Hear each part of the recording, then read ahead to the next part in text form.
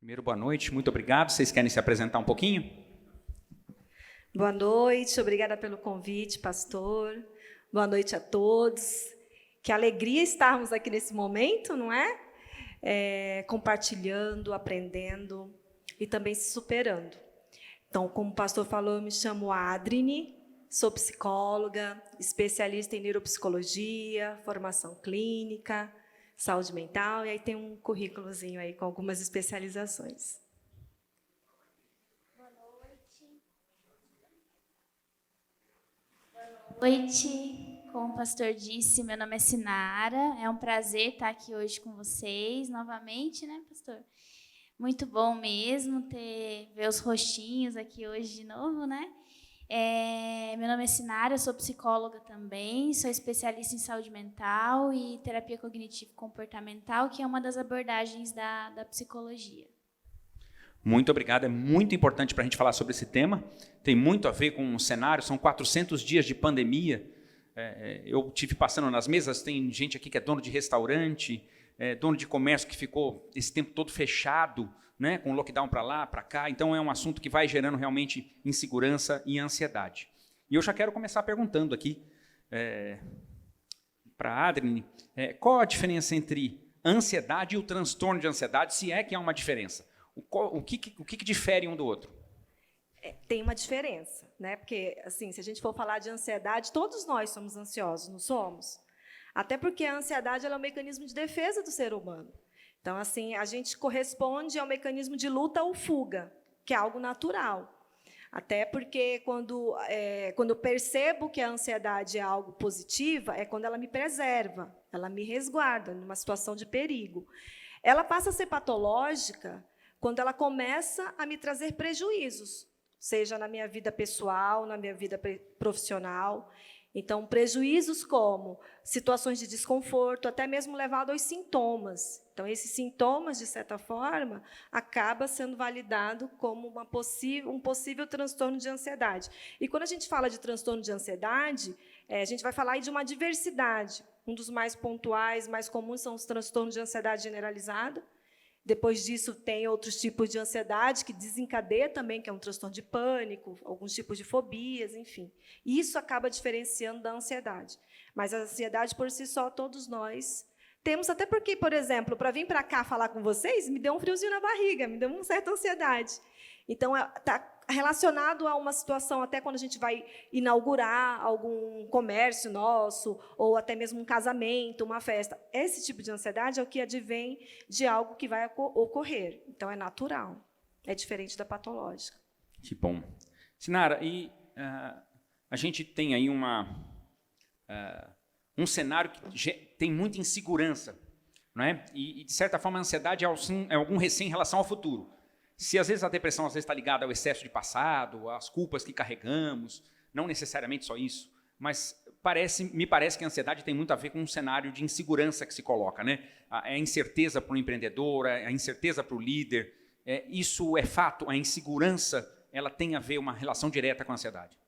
Sim, totalmente.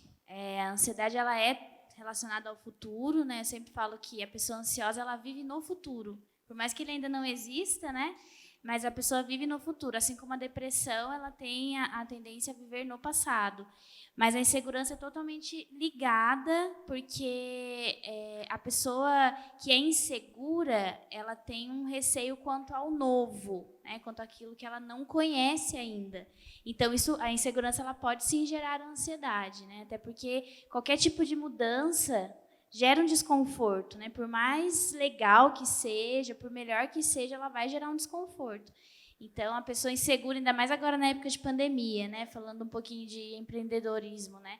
As pessoas não têm um sinal de quando vai acontecer, de quando vai mudar, de quando vai melhorar. Então, a ansiedade está aí, está mais latente agora.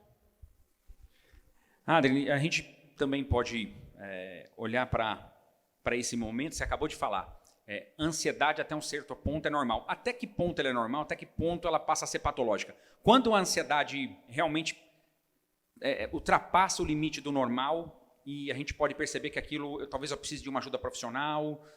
Quando é que a gente tem alguma coisa que você possa nos dar de dica, alguma característica, algo que ocorra que a ansiedade deixa de ser o normal para ser essa patológica? Eu acabei de mencionar ainda há pouco, né, quando a gente começa a ter certos prejuízos na nossa vida pessoal, no seguinte aspecto: quando eu começo a ter aqueles piriris, né, que eu corro para o banheiro, eu começo a ter suor nas mãos, um batimento mais forte, que pode me provocar uma falta de ar. Então, em certos momentos que eu começo a identificar esses sintomas, aí algumas pessoas podem até dizer, mas, Adriane, eu sempre senti isso, né? Mas isso te impede de fazer algo? Porque, veja bem, quando a ansiedade ela se torna patológica, quando ela desregula o estado emocional do ser humano. Então, esse estado emocional ele passa a ficar desregulado ao ponto de me paralisar. Por isso que é muito comum, né, quando a gente se vê numa situação caótica ou que não espera, a primeira coisa que faz é a paralisia mesmo, porque nesse momento eu tenho um estado fisiológico ativado. A minha amígdala, né, ela corresponde ao quê? Opa, alguma coisa aconteceu de desconfortável. Então, neurologicamente, o meu cérebro corresponde e o meu corpo passa a corresponder também. Então, nesse momento, a gente começa a perceber o quê? Isso está me paralisando a tal ponto de me impedir de fazer o que eu gosto, de me impedir de fazer o que eu preciso. Então, isso daí já são pontos que precisam ser observados e avaliados para poder ser considerado uma patologia. Muito bom. Sinara, ela citou ali já de sudorese, palpitação. O que mais pode classificar para a gente que a gente está tomado de ansiedade? É lógico que tem a angústia da mente, a gente está ali preocupado demais, mas quais são os sintomas físicos mais clássicos? Além dessa sudorese, além dessa palpitação, o que mais me identifica de que aquilo pode estar realmente passando do limite? Além desses, que são acho que os que mais aparecem, né, principalmente quando a pessoa chega com essa queixa, é a sensação de falta de ar, né, aquela sensação que você não está sem ar mesmo, a respiração acelerada. Por isso que a gente sempre fala, a primeira coisa, assim, né, toma cuidado com a sua respiração, porque ela também é responsável por oxigenar o cérebro, então dá uma acalmada, você consegue pensar melhor.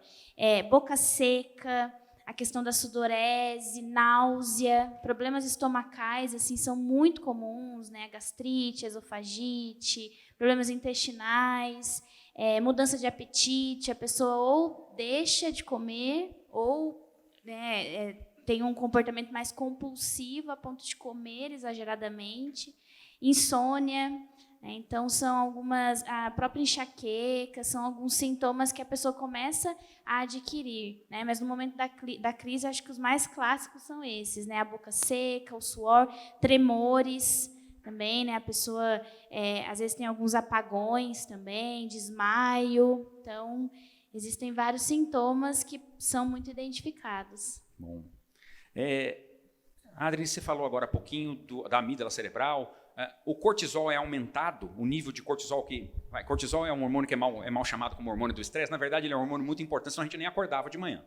Mas assim, o cortisol, ele está aumentado quando a pessoa está ansiosa? Ele está diminuído? Como é que está a adrenalina? Tem efeitos clínicos para a gente medir? Falar assim, ó, esse cara está sob efeito excessivo no cortisol, de uma adrenalina, de um GABA, qualquer um desses neurotransmissores importantes? Sim, eles são ativados automaticamente, até porque, nesse momento, qual é a resposta que eu preciso dar para esse meu cérebro? De fuga.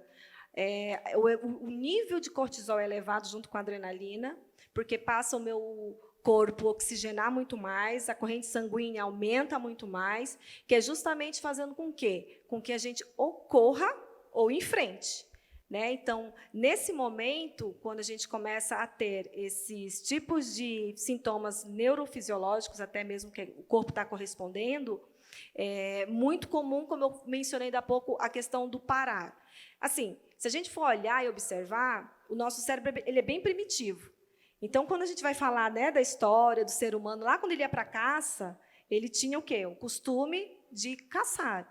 Então, quando ele se deparava com, vamos lá pensar, uma leoa, né? Porque a leoa é que vai para cima para caçar, para levar o alimento.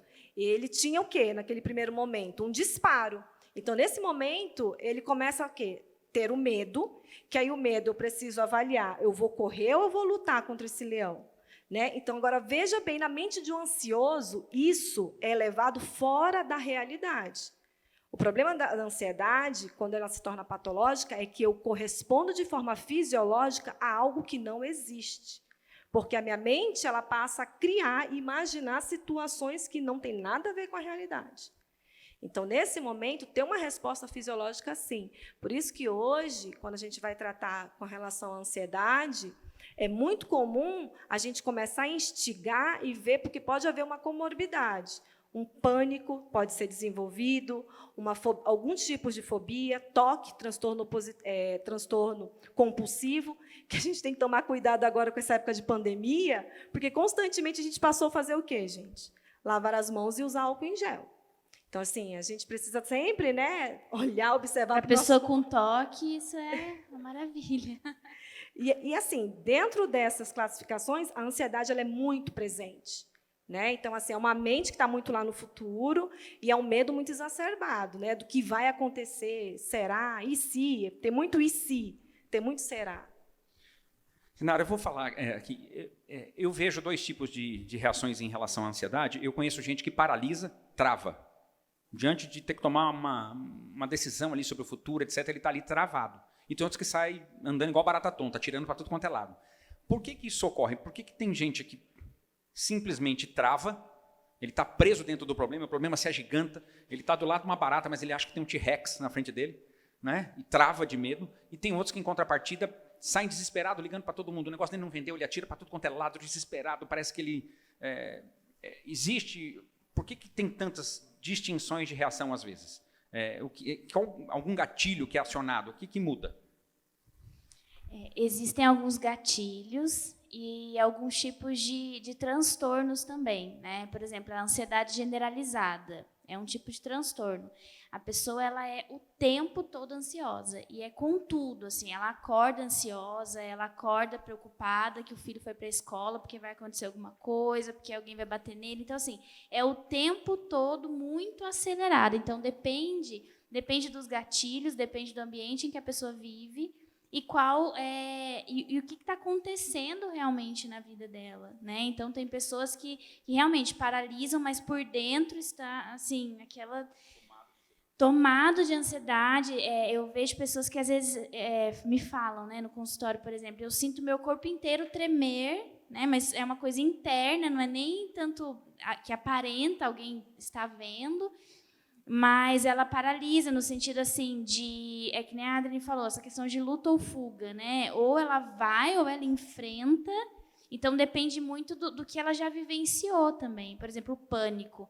Às vezes a pessoa vivenciou alguma situação no meio das pessoas, algum trauma, alguma questão que se ela vivenciar de novo, se ela for naquele ambiente, se ela estiver com aquele tipo de pessoa de novo, pode ser que venha. E aí ela tem que decidir se ela enfrenta ou se ela foge. Então, muitas pessoas têm essa... depende muito, assim, ambiente, né, do comportamental, a questão das memórias, tudo isso vai influenciar. Muito bom. Adriane, eu acho que todo mundo aqui passa pela ansiedade. Eu descobri no esporte, descobri nos momentos de oração, uma grande rota para me acalmar um pouquinho em relação a isso, né? Isso faz sentido? Quais são algumas dicas práticas que a gente pode fazer, de repente, para ajudar a controlar? Porque eu lembro que começou um pouco de ansiedade, eu tinha dificuldade até para dormir, minha mulher estava naquela fase ali perto de a óbito, que acabou acontecendo logo depois, mas assim, ansiedade, falando, e agora, quando ela for, como é que eu vou cuidar dos filhos, como é que vai ser?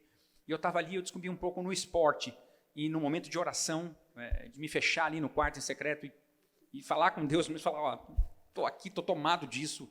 Eu achei uma rota muito importante para mim. Existem outros mecanismos, depende de pessoa para pessoa. Algumas dicas para ajudar a gente a controlar essa ansiedade, se é que é possível?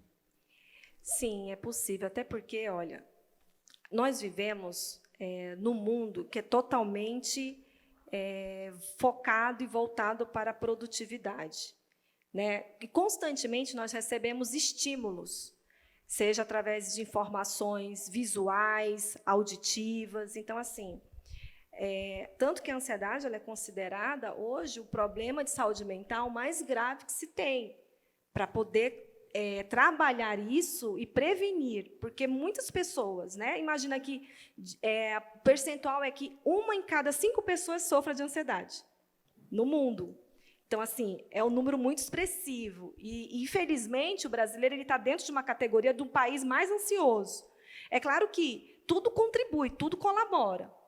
Então, o que posso fazer para viver em meio a uma situação de um país que não tem nada assim que possa permanecer fixo, né? Ora a gente dorme de uma forma, acorda de outra forma. Então, como é que manter uma saúde mental atualizada? Então, uma das coisas que eu acho muito importante é a gente começar a filtrar. Filtrar o que escuta, filtrar o que vê. Uma das questões que é muito importante se trabalhar é com relação à alimentação também. Porque tem produtos, alimentos, que eles ativam ainda mais a ansiedade. Sobretudo os industrializados em excesso, né? Exatamente. Então, isso contribui, né?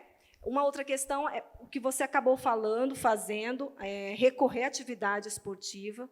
A gente trabalha muito, né? Sugere muito. O paciente que chega para a gente trazendo essa queixa, uma das coisas que a gente começa a avaliar é a rotina dele. E, dentro dessa rotina, ele vai precisar colocar uma atividade física. É muito importante, porque eu preciso também regular essa minha respiração. Se a gente parar para avaliar, gente, a gente nasce com uma respiração perfeita, que é a respiração diafragmática. Já viu um bebezinho dormindo? Que lindo! Como estufa a barriguinha dele, como vai? A gente nasceu com essa respiração perfeita.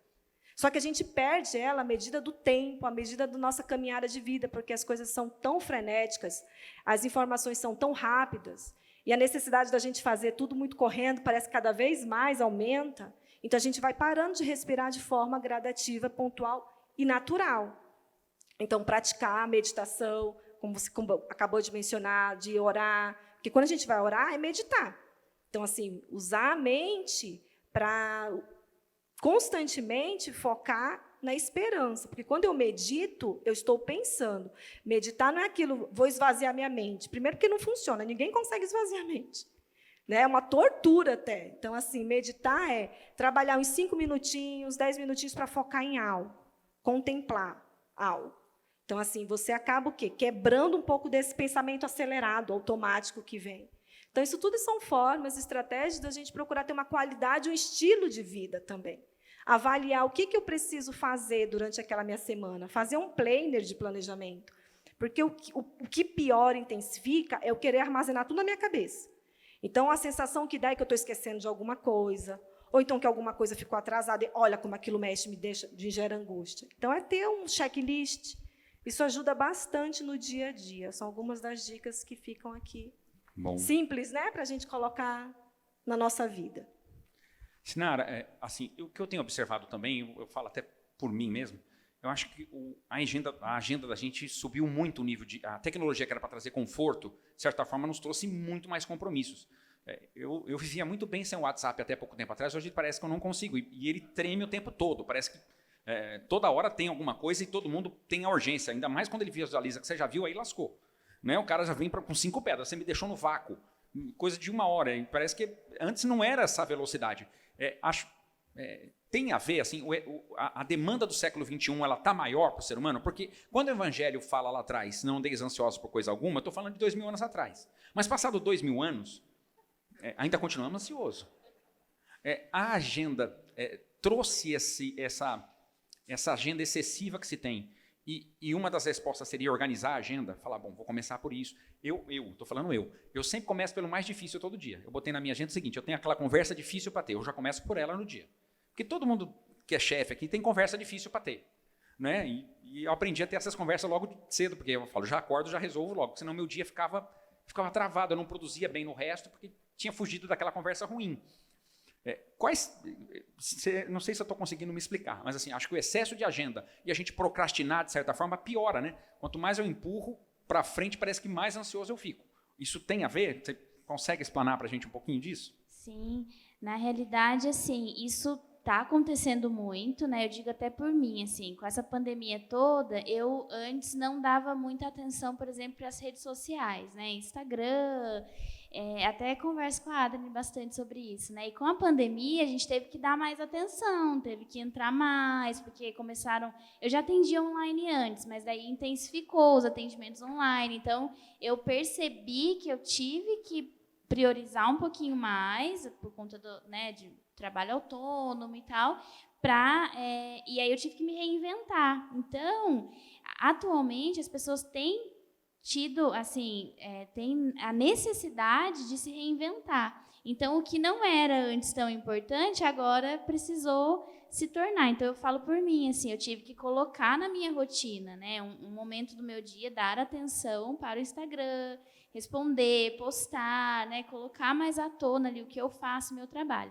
Mas isso é muito comum. E eu sempre falo para os pacientes o seguinte, né, a gente vive numa sociedade da multitarefa. Então, assim, a gente tem que fazer 1 milhão de coisas num dia só. 24 horas é muito pouco, né? Mas eu tenho certeza que se o dia tivesse 26, 30, 40, ia ser a mesma coisa. Então, na realidade, é a forma que a gente lida.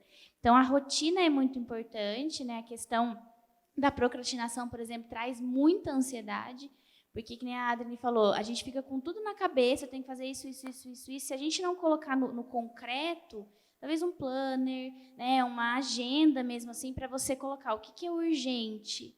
Eu vou fazer isso. O que não é, deixa para amanhã. Né? Porque a gente tem que começar a pensar dessa forma, senão a gente fica transtornado. Né? E aí o que chega muito para mim assim, eu não estou dando conta, eu não consigo começar uma coisa e terminar. Então, assim, uma dica muito importante é, se você, né, precisa criar uma rotina, precisa tem algumas metas que você não consegue cumprir, comece dando passos pequenos. Né? Não começa pelo mais difícil, por aquela meta assim, grandiosa, que você sabe que talvez você não consiga dar conta.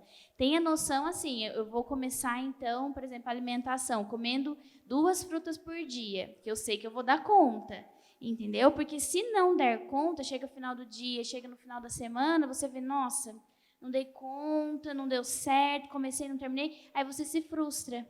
Aí fica ansioso, fica angustiado, aí gera, né, então, assim, comece dando passos pequenos, né, um dia de cada vez. Vou fazer exercício 2 vezes na semana.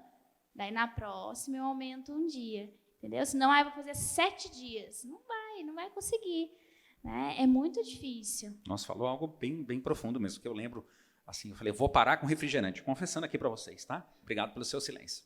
E eu lembro que eu falei, vou parar com refrigerante. Resisti o primeiro dia, o segundo alguém botou a lata de Coca-Cola na frente, você foi lá e caí. Aí a gente se sente tão decepcionado com a gente mesmo, que parece que a gente se sente o pior sei lá, o verme da mosca, do cocô, do cavalo, do bandido. A gente se sente o pior dos seres humanos.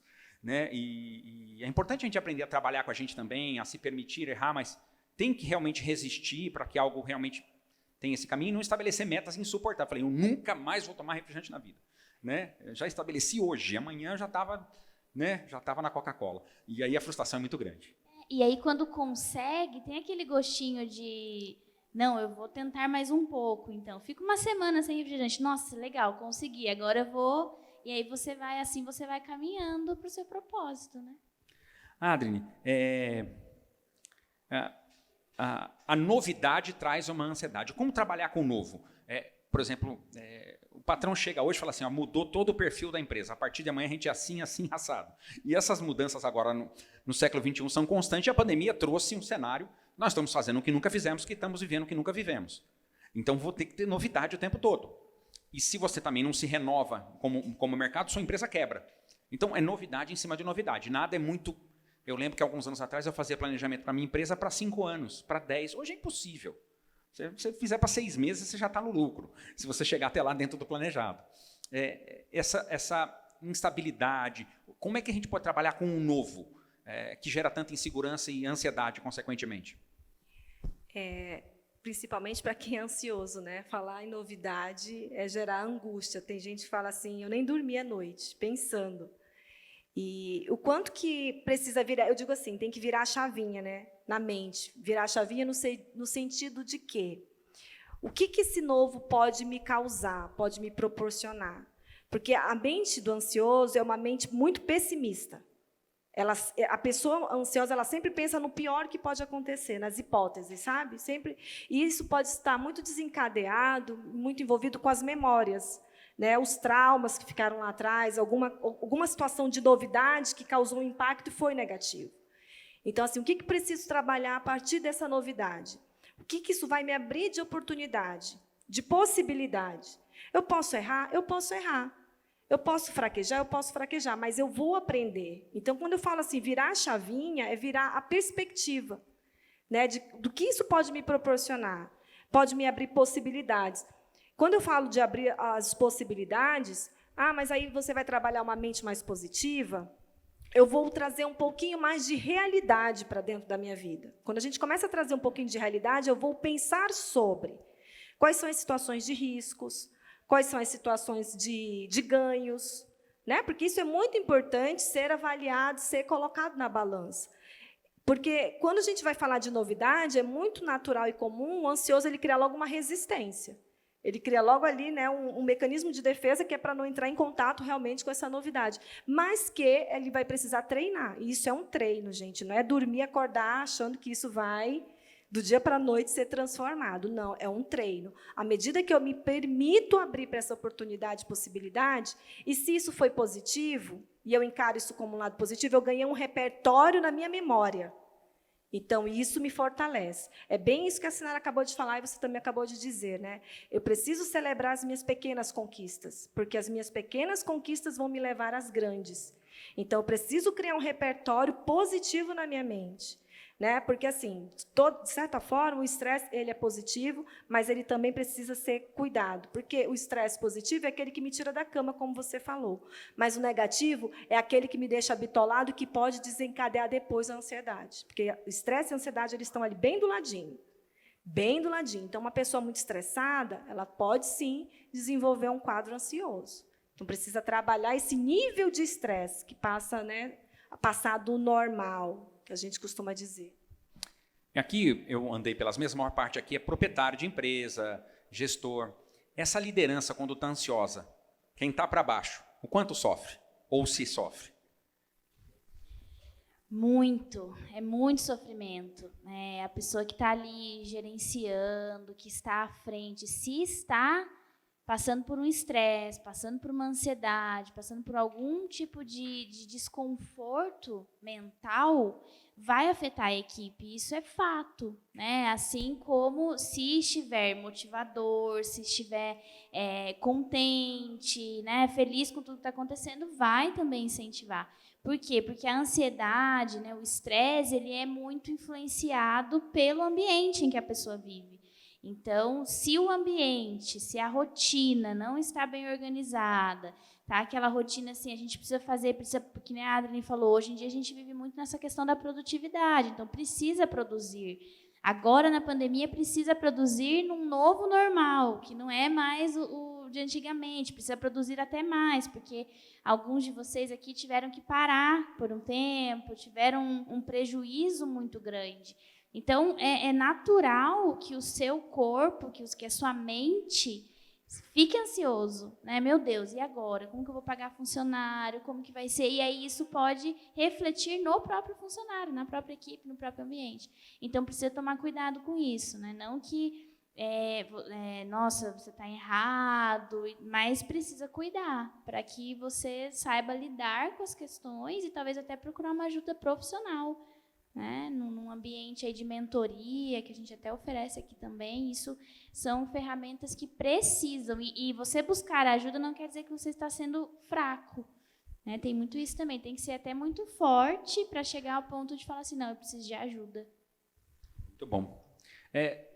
Adriane, em que ponto a ansiedade precisa de medicação? Existem os ansiolíticos, né? O quanto elevado, ele em algum momento ele é um tratamento temporário, uma vez que a gente entra nesse tratamento com ansiolítico, há um lado de dependência que até o fim da vida a pessoa vai estar levando aquilo, ou você acompanha alguns casos onde a pessoa saiu do ansiolítico e consegue levar uma vida normal hoje em dia? É muito importante essa sua pergunta, né? Até se tratando aqui, tem algumas pessoas que têm bastante resistência com relação a medicamento, a farmacologia, e ela é muito importante. Veja bem, quando a gente avalia, eu mesmo como profissional, que aquele meu paciente ele não vai corresponder somente dentro da terapia, eu sou bem sincera o suficiente para orientar e sugerir uma busca com um profissional da psiquiatria.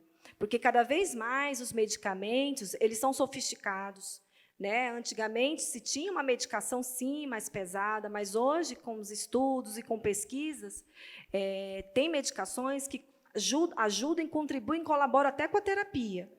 E aí chega um momento que, quando você está vendo ali os dois, né, como se fosse realmente um relacionamento, caminhando, conduzindo, e a mudança do comportamento daquele indivíduo vai mudando, o próprio psiquiatra ele começa o desmame.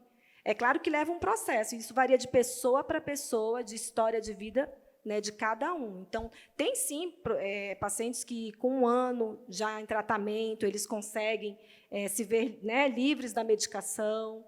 Então, isso vai variar muito da história de vida de cada sujeito, mas que ajuda e contribui quando é o caso. Tem casos que só a terapia ajuda.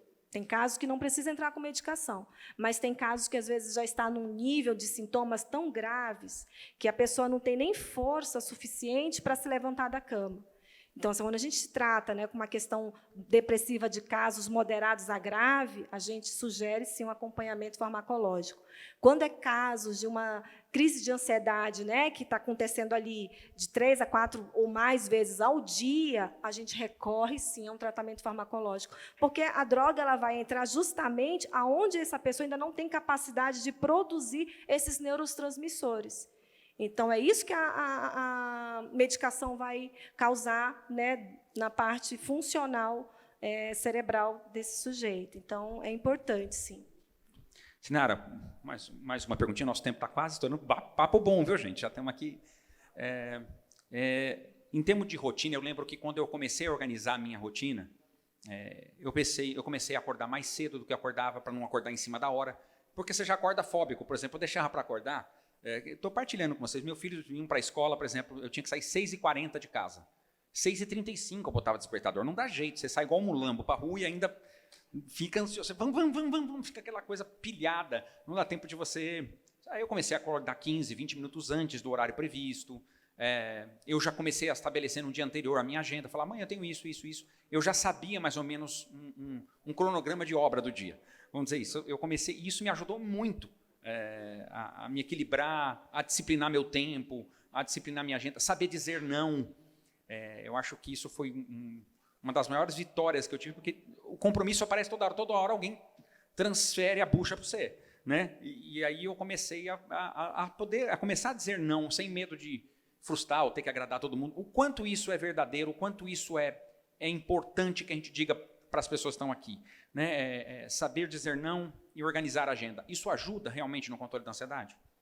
Muito, né? A questão do dizer não é uma habilidade social. Então, a gente precisa desenvolver essa habilidade, porque quando você fala sim para todo mundo, você não está sendo você o tempo todo, né? Porque, às vezes, você está falando sim para algo que você não gosta, para algo que você não quer, que você não vai conseguir dar conta. Então, você está se anulando muitas vezes. Então, precisa desenvolver esse não, né? E não é assim, pensando, nossa, eu vou desagradar, a pessoa vai ficar chateada, eu preciso de uma justificativa fantástica para chegar a esse não. Não é não, eu não quero, eu não vou, eu não posso, hoje não, né? Você pode para a semana que vem, né? Às vezes entregar alguma coisa na empresa, algum prazo, né? Olha, eu preciso de um prazo maior, porque isso eu vou precisar de tantos dias. Ser sincero, sabe? Essa genuidade precisa. E a questão da rotina também é essencial, né? A ponto de você precisa mesmo, no dia anterior, por exemplo, né, de escrever o que eu vou fazer amanhã.